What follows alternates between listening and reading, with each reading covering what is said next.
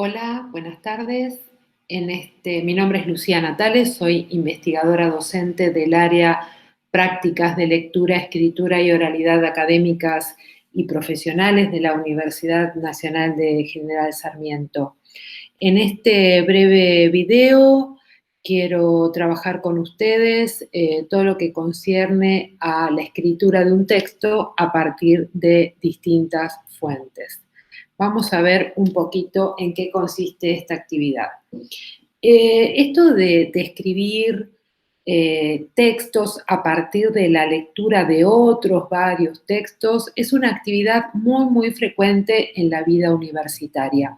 No solamente les es demandada a los estudiantes, sino que también los investigadores, docentes, muy frecuentemente tenemos que elaborar un marco conceptual, un marco teórico, para desarrollar en nuestro propio texto, mostrar de qué manera ha sido tratado un concepto en distintas fuentes teóricas.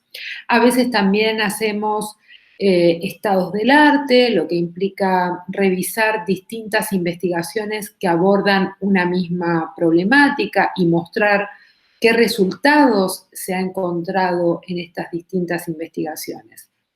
Otras veces lo que hacemos es leer textos que ahondan en una misma problemática social y sobre la cual distintos académicos, distintos especialistas adoptan una voz pública y participan de estos debates publicando artículos en distintos medios, ¿sí?, que son leídos por la población con atención porque su punto de vista es valioso en tanto son especialistas en un tema. Concretamente, en este video quiero concentrarme en lo que concierne a la comparación de perspectivas en torno de una misma problemática social. Ahora, escribir esto no es sencillo, vamos a ver qué es lo que hay que hacer. En este videíto quiero tratar de responder algunas preguntas para ir viendo algunas cuestiones que nos van a llevar a la escritura de ese texto.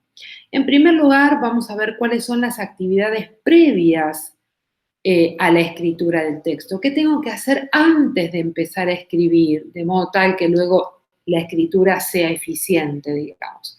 También tengo que saber más o menos cómo se organiza ese texto, ¿sí? Los textos académicos, los textos que se producen en la comunidad académica, son textos muy estandarizados, tienen una estructura frecuente y no digo rígida, pero que está bastante estandarizada.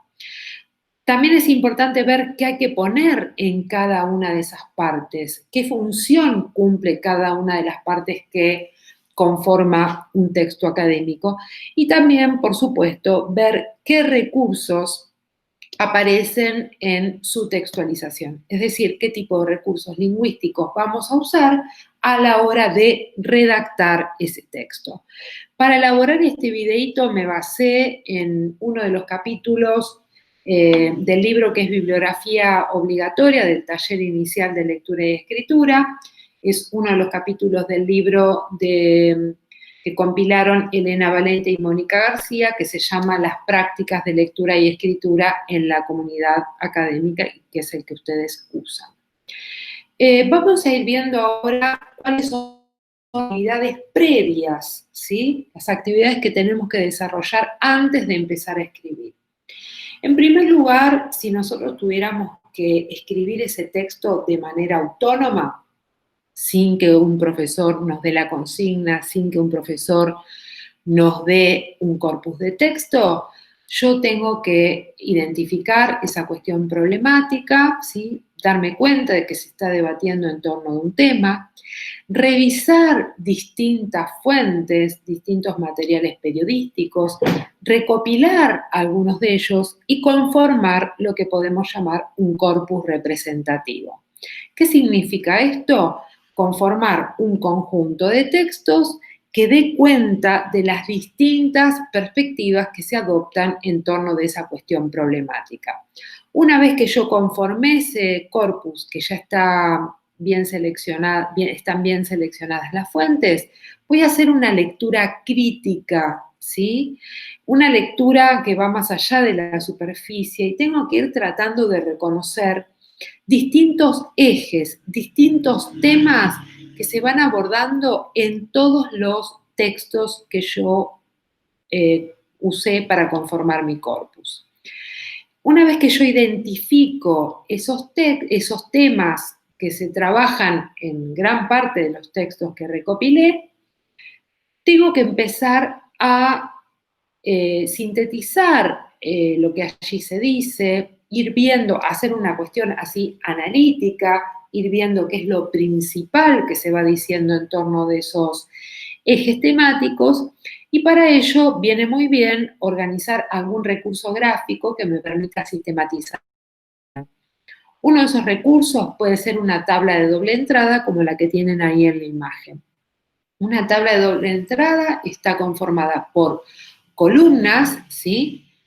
Son columnas, estas que son así en el orden vertical, y también por filas en un orden horizontal. Entonces yo voy colocando los distintos ejes que voy encontrando en la lectura de las fuentes que conforman mi corpus y voy colocando en las demás columnas en las que voy a ir diciendo qué es lo que dice cada uno de los autores en esas fuentes, ¿sí? Y voy sintetizando ese contenido. Y por supuesto, luego tengo que empezar a pensar a partir de esa información que recopilé, tengo que buscar elaborar un plan de texto, ¿sí? Empezar a preparar un plan de exposición de eso que fui encontrando. Pero para eso necesito saber cómo están organizados este tipo de informes. Veamos. Como les decía, los textos académicos tienen una estructura, una organización discursiva bastante estandarizada. Por supuesto, todos tienen un título. El título en cualquier tipo de texto no es una cuestión menor. El título es la máxima condensación de lo que luego va a decir el texto. ¿Qué significa esto? Que yo ya leyendo un título, que es una frase de no más de 10 palabras, tengo que tener un anticipo de lo que dice el texto. Luego, por supuesto, que hay una sección que es fija y que es importante, que es la introducción. En una introducción, ¿qué les digo? Yo me dirijo a mis lectores, expando de alguna manera el título porque voy a presentar el tema sobre el que se va a tratar, voy a presentar el debate, o sea, cuál es la polémica que se ha suscitado entre los distintos autores, ¿sí? ¿Cuál es la cuestión o interrogante específica que yo voy a trabajar en mi texto, ¿sí? ¿Cuál es el objetivo o el propósito que persigo yo con mi texto? Y por supuesto tengo que dar cuenta de cuáles son los distintos autores y las distintas fuentes que consulté a la hora de hacer mi escrito. Y también lo que tengo que hacer es anticiparles a mis lectores cómo está organizado mi texto. Enseguida vamos a ver un ejemplo concreto de introducción y de las demás partes que conforman este tipo de escrito y ustedes lo van a poder ver más en concreto. Luego de la introducción sigue el desarrollo. El desarrollo es la parte nodal de todo escrito, ¿sí? Aunque le decimos desarrollo, cada texto adopta en su desarrollo una forma específica, una organización específica. En el caso de un texto en el que se confrontan fuentes, ¿sí? Sobre distintos ejes y a partir de la lectura de textos de distintos autores, yo puedo adoptar dos tipos de organización del desarrollo. Puedo escribir un apartado por eje temático, ¿sí? Por supuesto que el informe va a adoptar o va a tratar más de un eje temático. Y si adopto una organización por eje temático, voy a ir desarrollando, aquí como está en la flecha azul, cada uno de los ejes recorriendo la posición de los distintos autores que conforman mi corpus o de los distintos textos que lo conforman. Una vez que expuse las distintas visiones en torno de un eje, paso al siguiente y voy haciendo lo mismo. Otra forma de organizar el texto es exponiendo qué dice cada uno de los autores en torno de los distintos ejes. Acá, digamos, el eje organizador o el punto que va a organizar la exposición es la posición de cada uno de los autores y en ese caso ustedes tienen que seguir el orden que está marcado por las flechas rojas. Primero un autor, luego el otro autor y luego el otro autor recorriendo los distintos ejes que yo determine. Esto es a elección. Finalmente, un texto académico tiene una conclusión que no tenemos que confundir con la opinión personal, ¿sí? Una conclusión es la sección que cierra el texto, ¿sí? Y lo que se hace en esta última parte es responder, tratar de llegar a una respuesta general sobre la cuestión que se está debatiendo. Y esa cuestión general va a surgir de una observación general sobre los textos y tratar de ver en este tipo de texto en particular si hay acuerdo o desacuerdo entre los autores en torno de la problemática que se estaba discutiendo. Y luego, por supuesto, como todo texto académico, va a tener una sección de referencias bibliográficas. Veamos ahora ejemplos de cada una de estas partes. Como les decía, todo texto se abre con un título y una introducción. Miremos primero el título. Yo les decía que el título tiene que anticipar de qué se va a trabajar en el texto. Fíjense acá. En primer lugar, yo voy a decir que voy a presentar perspectivas actuales. ¿Qué significa esto? Que yo voy a presentar distintos puntos de vista que hoy aparecen en los medios en torno de una problemática, que en este caso es el ingreso a las universidades públicas argentinas. Entonces, con esa frase inicial, que es el título, yo le estoy dando ya un anticipo a mis lectores acerca del contenido de todo mi escrito, ¿sí? Pasemos a la introducción.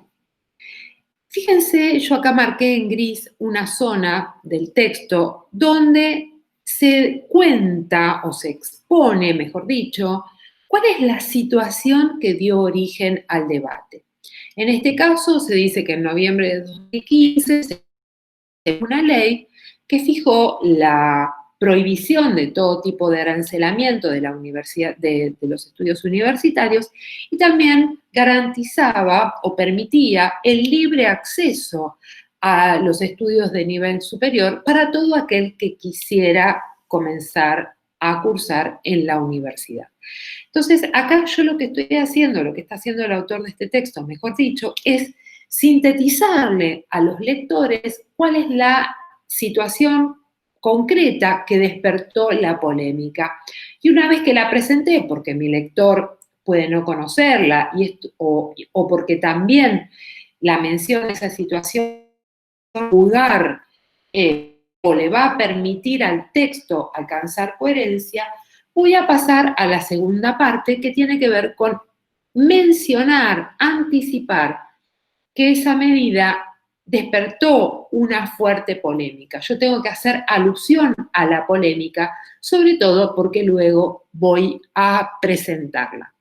Y una vez que planteé que hay una polémica, puedo señalar que se publicaron distintos artículos que plantean ese debate y que participaron de ese debate distintos autores, ¿sí? Que luego voy a mencionar no solamente a los autores, sino los títulos de los textos que conforman mi corpus. Tengo que anticiparles al lector qué fuentes consulté. Y una cosa que no puede faltar en ninguna introducción es mencionar el propósito que yo persigo en el trabajo. Y en este caso, el propósito que se persigue es comparar las posiciones y los argumentos de los distintos autores que participan de la polémica. Bien, vayamos ahora a ver un ejemplo o el ejemplo del tratamiento de un eje temático. Fíjense, por supuesto, como les decía yo antes, un trabajo de este tipo aborda distintos ejes temáticos. En este caso yo voy a ejemplificar con uno para que ustedes vean cómo está organizado y para que vean distintos recursos que facilitan la exposición. En primer lugar, yo tengo que recordarle a mi lector o le tengo que presentar cuál es el eje temático que voy a tratar en este apartado. Y ahí lo digo en primer lugar para que no se le pierda de vista. Entonces, acá está esto marcado en fucsia. Respecto de la eficiencia de las universidades, y una vez que mencioné cuál es el eje temático, voy a exponer la posición de los distintos autores que consulté, que están marcados en turquesa, ¿sí? Entonces, voy a plantear primero la posición del autor 1, luego la posición del autor 2 y luego la posición del autor 3. Pero no se trata de ir resumiendo uno detrás del otro, sino que yo también tengo que ir mostrando las relaciones entre las posturas del autor 1 y del autor 2 y del autor 3. Fíjense acá, luego de exponer qué dice el autor 1, aparece una expresión que funciona como conector, de igual modo, y empiezo a exponer lo que dice el autor 2. ¿Qué significa que yo use este conector? Le estoy diciendo a mi lector que existe coincidencia, ¿sí?, entre lo que dice el autor 1 y lo que dice el autor 2. En cambio, fíjense que antes de exponer lo que dice el autor 3, aparece otro conector, por el contrario. ¿Y esto qué me está indicando? Que lo que va a decir el autor 3 es, digamos, va en un sentido contrario de lo que dijeron los autores anteriores. Entonces, hay que manejar estos recursos que me permitan a mí ir estableciendo relaciones entre las exposiciones que voy haciendo. Otro aspecto que tiene que ver con los recursos lingüísticos que se usan en la exposición y que es sumamente importante en textos que tienen que ver con la exposición de fuentes, tiene que ver con distintos verbos que me permiten a mí señalar que esto que estoy exponiendo no lo digo yo, sino que lo está diciendo el autor. Entonces voy a usar unos verbos que se llaman verbos de decir, ¿sí? Y que me van a permitir a mí ir delegando la voz, ir señalando, esto no lo estoy diciendo yo, sino que lo tomé de las fuentes que consulté. Bueno, acá más o menos ustedes tienen alguna organización de lo que puede ser la exposición de un eje temático. Pasemos ahora a ver un ejemplo de una conclusión. Van a ver enseguida. Fíjense, también acá en fucsia yo le estoy anticipando a mi lector que lo que sigue es una conclusión, es un conector conclusivo, un conector que resume lo que vinimos trabajando antes. Entonces voy a decir, en conclusión, recuerden que la conclusión es una respuesta al interrogante que se planteó inicialmente. Acá el escritor dice, volviendo al interrogante que dio origen a este trabajo, se puede decir que, y luego dice que el debate sobre el ingreso irrestricto a las universidades públicas argentinas sigue abierto. Esta sería como la respuesta general. Ahora bien, ¿por qué dice acá este escritor se puede decir que? Porque en un texto académico una conclusión nunca es definitiva, entonces siempre se matiza un poco, se dice se puede decir que, se podría pensar, no es una afirmación absoluta, porque puede venir otra persona a sacar una conclusión diferente, entonces yo tengo que dar lugar a lo que esos otros pueden, al lugar a las conclusiones que esos otros lectores pueden sacar a partir del mismo corpus. Sobre todo en ciencias humanas y en ciencias sociales, donde el debate, la diferenciación de posiciones es una constante. Entonces, bueno, la conclusión general que se saca en este texto es que el debate sobre el ingreso irrestricto sigue abierto y luego se fundamenta. ¿Por qué digo esto? ¿No? ¿Por qué se dice que sigue abierto? Porque hay quienes rechazan esa medida y hay otros que están de acuerdo con ella. Bueno, como les decía antes, esta exposición que acabo de hacer es apenas una explicación breve que por supuesto ustedes pueden ahondar, profundizar, ampliar consultando la bibliografía obligatoria de la materia, que es el libro Las prácticas de lectura y escritura en la comunidad académica. Y otra cosa, ante cualquier duda que les surja, es consultar con su profesor o con su profesor. Bueno, espero que esto les haya sido útil. Muchísimas gracias. Espero que les vaya bien.